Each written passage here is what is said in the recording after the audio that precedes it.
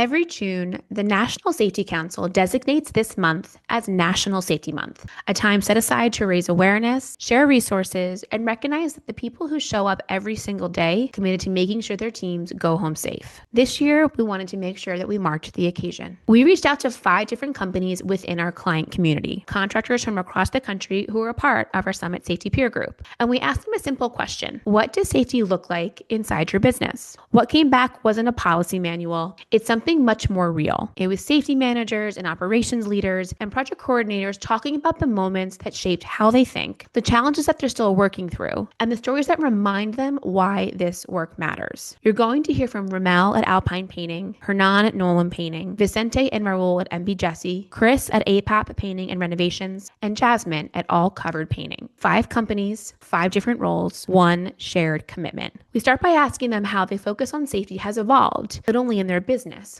but in the work that they do.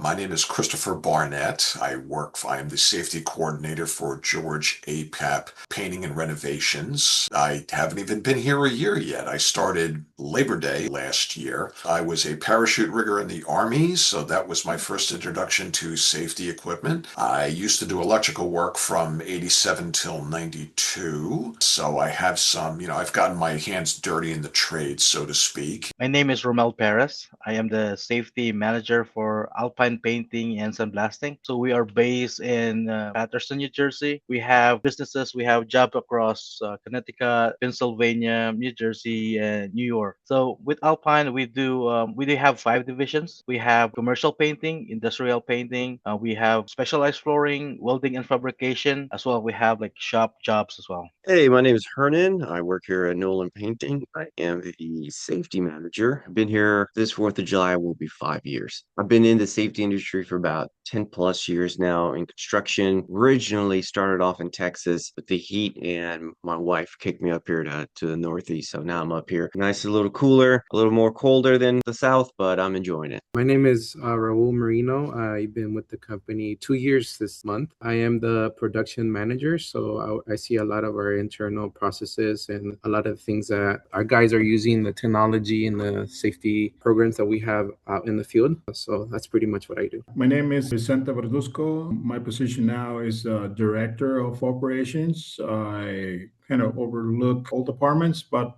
focus on production. I've been in the company for a few years now. I'm going to 22 years. Wow. Thank you for having me. My name is Jasmine. I am the project coordinator at All Covered Painting, and we are located in Seattle.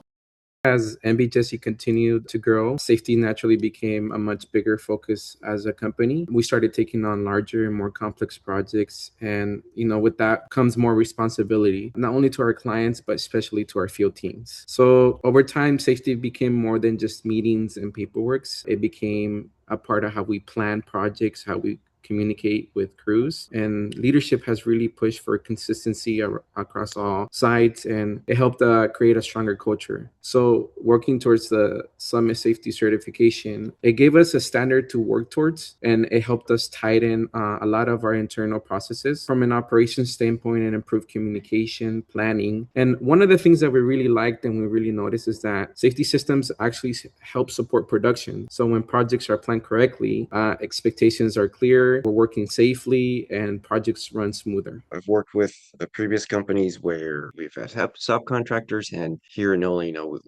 we do all the work. And it cracks me up a little bit because I was trying to figure out a good way to explain why that is. And the one example that kept coming into my mind was, when you were a kid and you went to like your friend's house and they said something that at your house would get, a slap upside the head. And you're like, how can you say that? Like, that's how it is. But that's like a great example of explaining it to people, because here we have our rules, we have our boundaries, and we have our way of doing things. A subcontractor, you will have a safety meeting with them, hopefully. You'll tell them these are all rules and our regulations, but their culture might be the opposite of what your culture is. They may not be safety conscious while your company is. So because of that, you're going to have to stay on top of them. Here, you don't have to worry about that. The culture here at Nolan has safety deeply embedded into it. So when I say something or a manager says something, something or a issue's presented, my guys know what to do. It's either, well, if they have a new guy in front of them, it's like, well, we can't do that because we don't have our PPE or the PPE, therefore we're not going to touch that. Or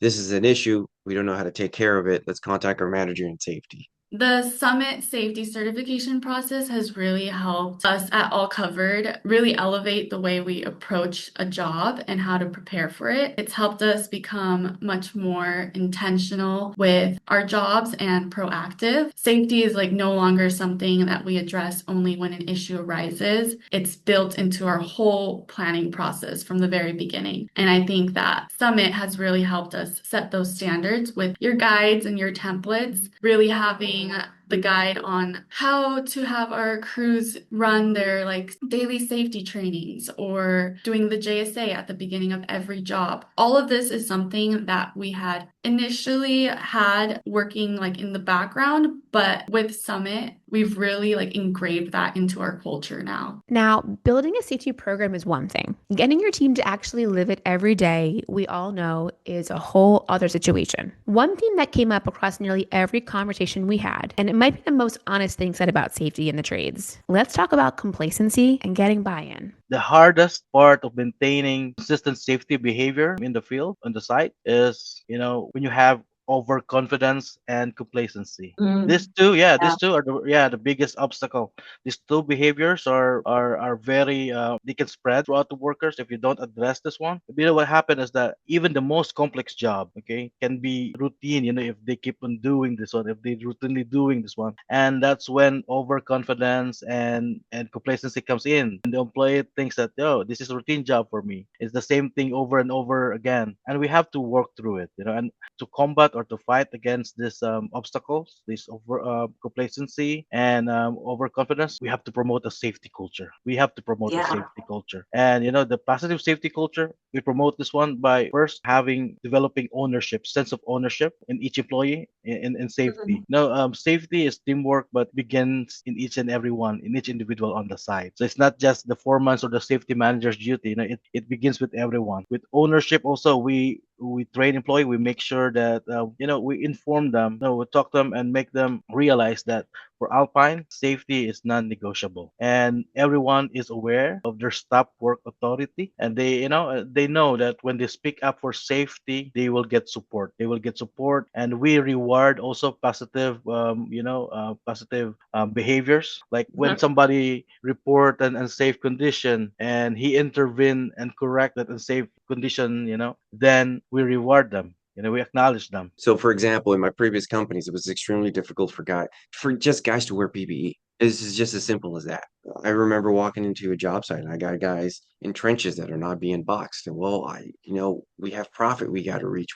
We're delayed on this project and this and excuse after excuse after excuse. And in that company, I remember always hearing, well, safety comes first, but I never saw it come first. And honestly, that's a horrible saying. Safety never comes first. If you're being honest, profit. You got to have profit in everything you do. For some reason, during the last couple of years or decades, we separated safety from profit. Safety is in profit. You got to keep your guys aligned and safe so that you maximize your profit. If you got a $30,000 job and you got a $20,000 injury, you just almost fully removed all that profit from that job. So what keeps us aligned and helps me overcome these challenges is that I have a team above me, CEO, president, company owner, head of HR, all the managers, that I sit down and I say, hey, look, here are issues, right? So for example, 2 years ago, eye injuries were skyrocketing. So I sat down and looked at all of the eye injuries that we had. I looked at the cheapest one that cost us $500 to the most expensive one that cost us like 15 grand or something like that. And I said, so all of these eye injuries are coming down to the fact that we're buying the cheapest, worst safety glasses that only protect like 30% of your eye, while the top and bottom and a little bit of the side of the eye are completely exposed. And we don't work in environments that are free of, wind or gust of wind or anything like that. So they're not being fully covered. So when I came and presented this to the team above me,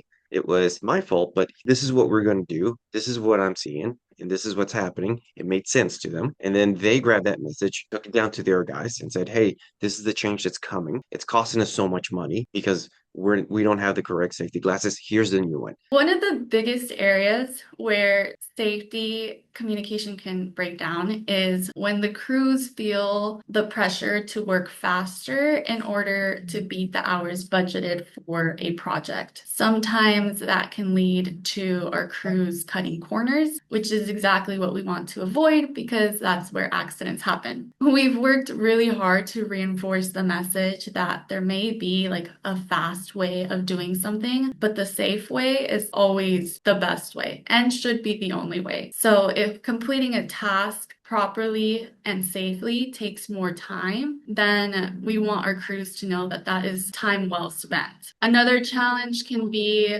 with our more experienced team members who have been in the industry for many years. That experience can come with some overconfidence, but sometimes that overconfidence that they already know everything can lead to accidents. So our approach is to create a culture where everyone's continuously learning. We know that we have people who come from several different backgrounds and several years of experience, but we make it a point to provide regular safety training, have conversations about safety daily so that everyone, regardless of how much experience they have, whether they're coming in new or have several years behind them of experience, they stay current and aligned with all of our safety standards. Number one is complexity. We work with lots of equipment, starting with ladders on the daily basis. Sometimes that equipment involves climbing a scaffold or using a boom lift, but working repeatedly every single day using the same tools, you create some sort of a habit of being feeling more relaxed, and that's the number one wrong thing, to really not think about. So the one thing we use to prevent that is daily huddles. Daily huddles every single day. We talk about the plan. What is the plan for today? But also include that safety topic. Okay, guys, don't forget we're going to be using ladders today and respect the rules. And everyone had noticed anything that we need to know that can cause, we don't want to wait to discover that something happened. Let's do an inspection on the equipment. Let's do an inspection on the tools. And I think focus on creating that sort of knowledge that we need to think about it all the time. With regards to newer hires, one of the things that we do at orientation is we go through everything, especially working with ladders, because ladders are our bread and butter. We have a carpentry division and a painting division, so ladders are being used by everybody every day. Not only do we have a step-by-step guide, visual guide, which we walk them through, but I narrate, for lack of a better term. And one of the reasons why we do that, and I explain this to them several times during the process, is that if you brought a bad habit here from another job, we want to root that out immediately. And it's explained to them that we see it once, you get a verbal warning. If we see it again, depending on what it is, maybe you'll get written up. Okay. Yeah, and the write-up will be a verbal, will be a warning as well. If you keep it up, then, it's you get called on the carpet and it's like, okay, this is how we do things here. You're going off script. Please explain why. So how do you keep a safety program from going stale once you've built it? The answer, it turns out, isn't a big overhaul. It's something much more consistent and a lot more human. Like I just said, it's continuous education. It's over and over and over. When you get hired, you're going to hear something about the EPA. When it's your first day of orientation, I'm going to go over a 45-minute presentation about the EPA. When it's lead month, which I think it's February, you're going to have another EPA presentation. Like I said, I am a broken record. I repeat myself 100 times. But is that constant repetitive education that we're giving, not just by me, but by the managers and our president, that it just sticks. So people know and understand. One of the biggest thing is understanding that safety is never a really finished product. So certifications are important and it's something to be proud of, but maintaining the consistency across multiple crews, multiple projects going all at once, that's the real challenge that I think a lot of us can talk to and face. So our focus is staying engaged, continuing to improve. And one of the things that, for me and Vicente that has really helped us is being part of the monthly safety meeting that we do with summit.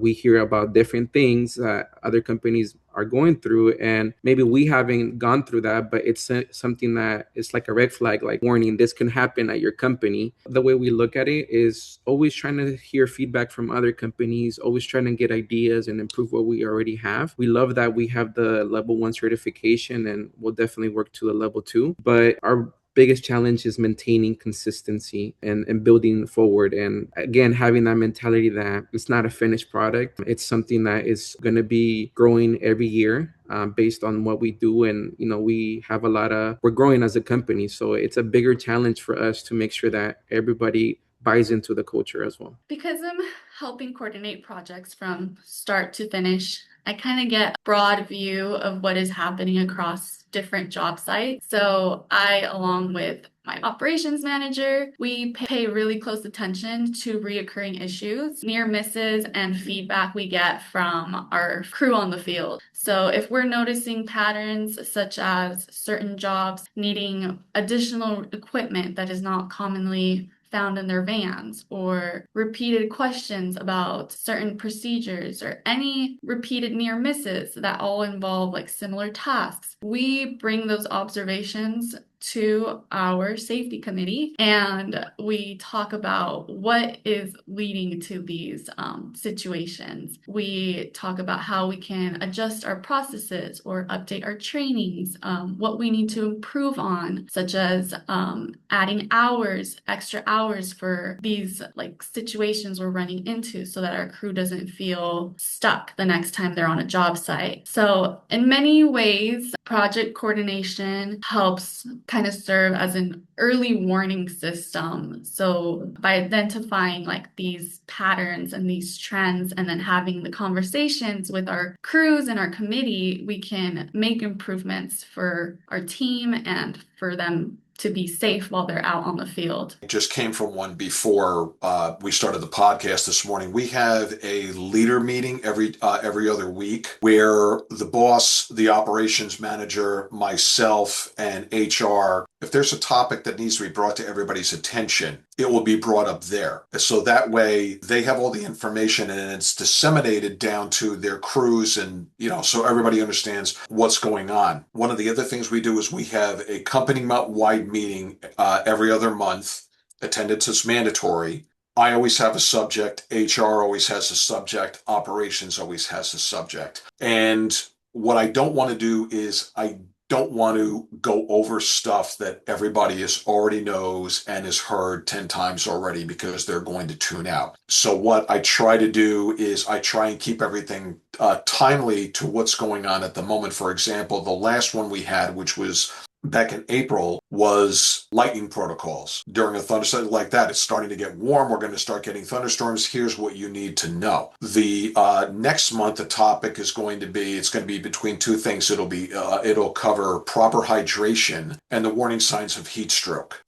So that's something like that will get everybody's attention, especially because last month we had a couple of warmer than normal days for where we live. I mean, temperatures were close to 90 degrees. Yeah. And we had guys doing a lead job on a house outside where they were all suited up in the Tyvek suit and the gloves and the respirators and the hoods. And I was constantly there. Who needs water? And a couple of guys were like, hey, if you could get me water, that would be really, really great. 5 minutes down the road is a gas and sip. I grab two big gallons of Polar Spring, bring it back. Here you go, guys. And it also develops a rapport with the crews because they understand what I'm there for, but they also understand that I'm not their enemy. And I'm not looking to trip people up. It's, look, if you get out of line and something happens, yes, I have to do something about it. But that's not why I'm here. I'm here to make sure things don't get to that point. If you're listening to this and wondering where to even begin, here are some things these leaders want you to think about. It's definitely a team project, right? It's not one or two person project. Everyone has to bond on it. I think that the number one difference is, are you demanding the change or you are what I call cultivating the change, So I think we pass from that transition of, you guys got to do this, you guys got to follow these procedures and steps. But I think the right message is why it's important for everyone, not only for me on my position or not only for the company, but why is important for everyone? What is important for you, an apprentice that come to work and work safely and go back to your family at the end of the day? It is important. It's also important for your family. So I think that's the difference: demanding the change or cultivating that change. A lot of the times, and this goes from my previous experience, a lot of the times companies want to hire a safety guy and say, "This is your program. You fix it. You stop all these injuries." And they're like, "Okay, we can't." But in order for them to get anything past, you got to go through the higher ups. So hey, I'm going to give you a perfect example of a scenario that occurred here at Nolan Painting, and then a scenario that occurred to me at another company. Here at Nolan Painting, the month of February is a very scary month, and not just because of Valentine's Day, but because it's cold, we don't have much work, so it's a red month, right? And because of that, we got to be careful how much money we spend. We just also had a guy back in December fall, and from a 2-foot ladder, and it completely needed a new rotator cuff surgery. So it was a pricey surgery. Yeah. I walk in that month of February, I look at my company owner and I tell him, hey, I need $10,000 because I need to get rid of all your current 2-foot ladders and replace them with a new one. Before then, I got 5 new different 2-foot ladders, went up to my guys and I gave them out and I said, hey guys, try these out. Let me know what you think. And they all rotated them. I got their input. One came out as like, this is the one. As soon as I told him that, as soon as I showed him the new ladder that we were going to use, and I explained to the owner, like, the reason why you want to use this ladder is, one, it allows your guys to have a wider standing so they're more stable. Two, it's double-sided so they can use one side or the other side. And also the biggest, one of the major reasons why is because the footing, the steps from the first step to the second step match the extended ladder. And that was muscle memory that was confusing to our guys when they were just going up and painting and thinking about it. They kept tripping and falling. So as soon as I made that change, we went from 6 to 8 injuries per year from a 2-foot ladder to just 1 in 3 years. So if you are a business owner and you're like, hey, I want to have a safety program like yours, I ask yourself, are you willing to put safety into your profit? And are you willing to say, hey, we need to drop some money to fix this problem? A lot of the times, like in my previous business, it's been always, I will never forget this till the day that I die, because it was just because a safety awakening moment I've ever had in my life. I'm sitting on top of our mechanic shop. This is a diesel engine repair shop along with gas powered engine repair shop. I mean, anything that has an engine, you bring it in there, they fix it and rolls out. The group of guys were phenomenal. The CEO walks up to me screaming to my face, why aren't these guys wearing safety glasses? Why aren't they wearing vests? Why aren't blah, blah, blah, blah, blah, blah, blah, blah, blah. Take a step back because he was really close to my face. I take a step back and I look at him. He has a Tommy Bahama t-shirt on. He has flip-flops on. He has no safety gear on. Then he goes to the shop floor wearing the same thing that he was screaming at me. He walks under a crane that was hoisting an engine and is just screaming and yelling at everyone. And I was like, and in my mind, I wanted to tell him the reason why is because you don't care about it. If that guy was wearing his safety glasses, his steel-toe boot, his hard hat on, and was not getting on these guys' cases, but just fixing the problem by handing out the safety glasses, everyone will be up to code in a second. But because the head honcho does not care, he just cares about being compliant so that OSHA doesn't drop a big lawsuit on him, everything that I say is dead on the water. I was always constantly down there handing out safety glasses, but the guys would pick them up and just throw them off to the side because the CEO's over there wearing his Tommy Bahama shorts and grinding. I'm like, you're not helping the situation. So again, any business owner that wants to have a successful safety program, you gotta be the one that shows the workers how to do it. So I would say one thing that is often overlooked is how much influence the office has in setting the tone for safety. I may not be out on the field every single day, or probably hardly ever, but I'm always communicating with the team. So safety starts long before the crew even arrives on site. It always starts from the top. So here at the office with myself, our office manager, operations manager, and our estimators, we can support the safety of the crew by building enough time into estimates, ensuring that the right equipment is available. So that means making more of a bigger budget for safety, or clearly documenting job hazards on our estimates, making sure that these conversations are being had before the crew arrives on site. And really, encouraging the crew, even if we don't see them every day, to come to us if they need anything. Come to us if they don't feel safe. It doesn't matter if you're not a crew lead, if you're an apprentice, if you're just starting off with us. We really want everyone to feel safe and comfortable.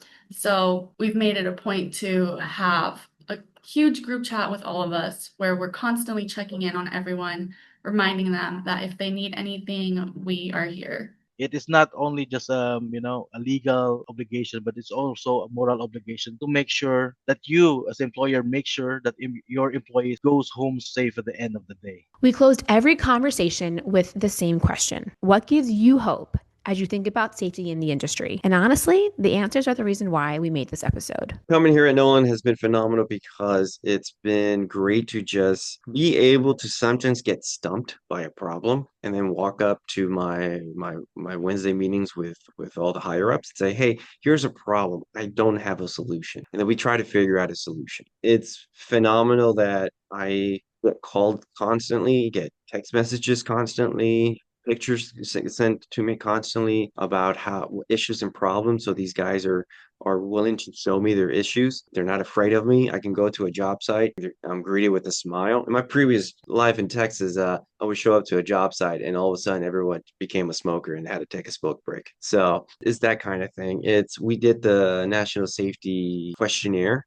It's a big safety questionnaire for your business. And it was a lot of people gave props to the safety program that we had developed here. Now, many people said, "Oh, I have issues and problems." They had recommendations, which is phenomenal. We listened to those and we made changes, but a lot of people were just saying, "This is the best safety culture we've been to. People actually do listen to us. We feel appreciated here." So yeah, so the future of safety is going to be great if we keep what we have going. If we every year we stop, we look back, we find our issues and problems, we adjust to them, we continue that education. I continue to be a broken record, and we just carry forward. It gives me pride and hope and safety when I visit the site, and I see the impact of the safety influence, on the site. So you can see this one, from the, let's say, housekeeping. See a very good housekeeping around the site. Okay. And when they apply what they have learned in trainings, they follow safety procedures, precautions that were given to them. Like I was on one site,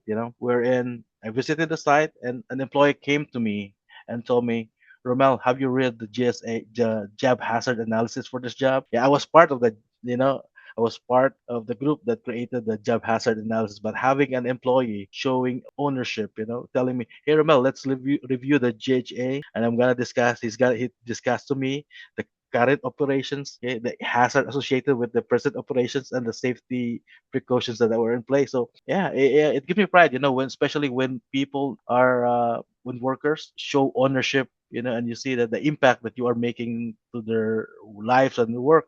And even Jen, I have instance wherein we have like a party, company party, and like a family member of our co-worker approached me and say, "Romel, thank you, because yeah, our employee shared that, about the safety and how it is, how safe our environment is, and the safety program that we have, and how it changed his the way he worked." Being bilingual, I'm like very fortunate to be able to help the crew with any questions or concerns that come up. Recently, I went onto Washington's L&I website and I looked for someone who was certified in doing OSHA trainings in Spanish. And so I reached out to him, kind of gave him a little bit of background of who we were, who All Covered is, and asked him if he was willing to ever come to our shop and train our crews. And he was more than happy to do that. He actually worked specifically with myself and the field supervisor to get a list of all the equipment we use, all the different kinds of jobs we do, from exterior to interior, commercial, residential. And he built out a whole safety course for us to share that with our crew. And we invited all of our team. He came over, he trained them on fall safety, ladder safety, and it was all done in Spanish. And I think everyone was able to participate, and it was just really nice seeing that they could have those conversations without there being any obstacles. And so I think Safety is a journey and we still have a lot of work to do, but helping our crews as much as we can and providing them with as many resources as we can is something that I can say I'm really proud of how we've progressed this last year. It really makes me proud to be part of a group that not only cares about being productive, earning more, but also taking care of those that are driving the company. So it makes me really proud. Including mental health, right? Yes, So mental health is a big one. was a bigger goal. Yeah, thank you for mentioning that because that's something that it's the elephant in the room. I can say a lot of other companies or other places are not talking about that. And it's very important because the construction industry, the painting industry is a stressful industry. But raising awareness where the support is, training, bringing in that training how to be first aid people in mental health is something to be very proud of. The work that I'm doing in APAP now, I have a barometer for, or a metric, for lack of a better term, for what things were like now, again, to compare to when I started doing construction work in 87. So I don't want to bring my age into this, but I'm at an age where it's not so much pride, it's okay. Everybody gets it. Everybody understands. Nobody got hurt. Nobody went off script. Nobody did anything stupid. Everybody went home at the end of the day and they were all in one piece. Okay, my job is done.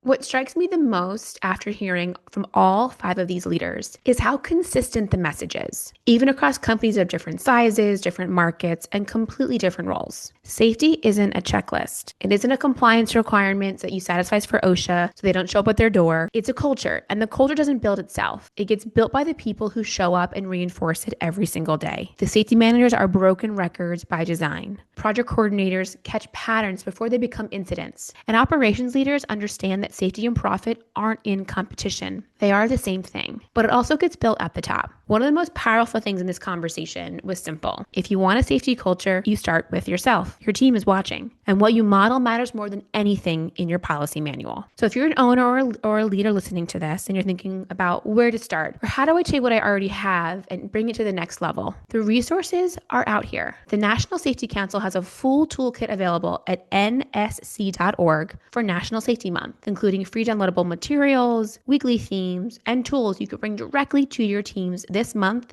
and months to come. And if you're interested in what a structured safety program looks like inside a trades business, our Summit Safety certification is built specifically for companies like yours. You can learn more at nolancg.com. To Ramel, Hernan, Vicente, Raul, Chris, and Jasmine, thank you for sharing your voices and giving us your time, sharing your voices, your stories, and your commitment to our community. The work that you're doing matters, not just for your companies, but for every family waiting at home at the end of the day. And that's what it's all about. So thanks for being here for this one, guys. We'll see you next time on Out of the Hourglass.